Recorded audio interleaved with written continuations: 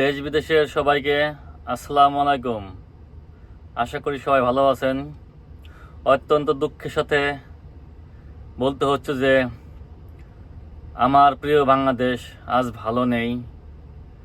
আমি একজন প্রবাসী হিসেবে আর কোনো লাশ দেখতে চাই না, আর কোনো মৃত্যুর খবর শুনতে চাই না। বিভিন্ন গণমাধ্যম শুনতে পাচ্ছি এবং দেখতে পাচ্ছি এ পর্যন্ত প্রায় 91 জন লোক নিহত হয়েছে এবং সিরাজগঞ্জের এনায়েতপুর থানায় ঢুকে 13 জন পুলিশ সদস্যকে পিটিয়ে হত্যা করা হয়েছে। লক্ষ্মীপুরে 11 জন নিহত হয়েছে আন্দোলনকারী।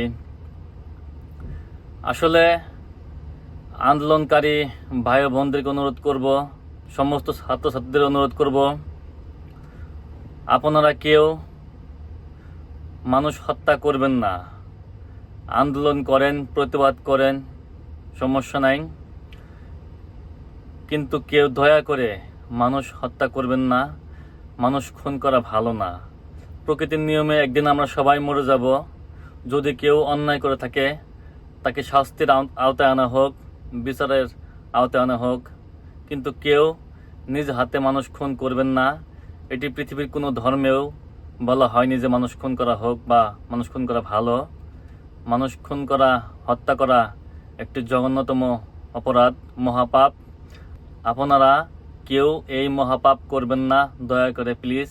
এবং সমস্ত সশস্ত্র বাহিনীর প্রতি আমার বিনীত অনুরোধ, প্লিজ প্লিজ আপনারা কেউ দয়া করে আন্দোলনকারী ভাই বোন বা ছাত্রছাত্রী তাদের বুকে গুলি চালাবেন না, গুলি চালাবেন না, গুলি চালাবেন না।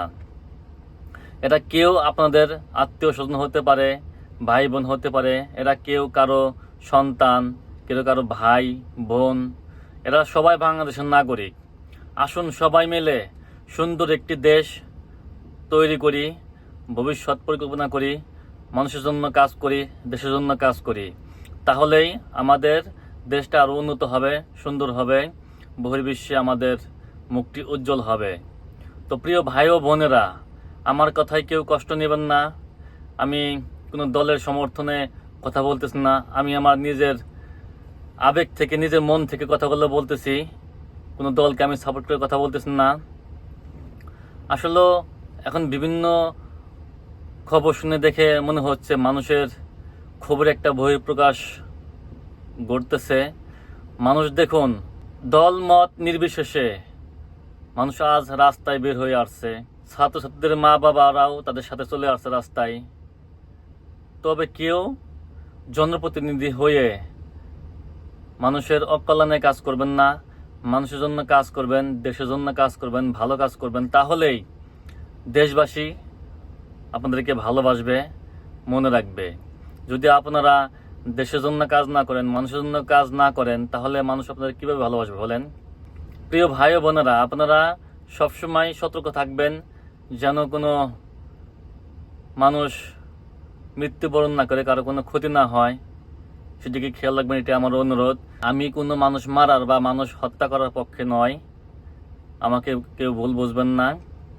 সব কিছুই ঠিক আছে, কিন্তু মানুষ মারা, মানুষ হত্যা করা, এটি আমি মেনে নিতে পারি না। তো সবাই ভালো থাকবেন বন্ধুরা, সুস্থ থাকবেন।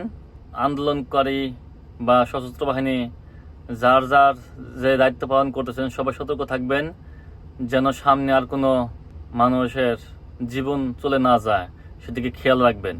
এবং আসুন আমরা সবাই মিলে দেশটাকে নতুন করে গড়ে তুলি, যেখানে থাকবে না মারামারি, কাটাকাটি, হানাহানি, হিংসা, বিদ্বেষ। জাতি, ধর্ম, বর্ণ নির্বিশেষে সব দলের ঊর্ধ্বে দেশ।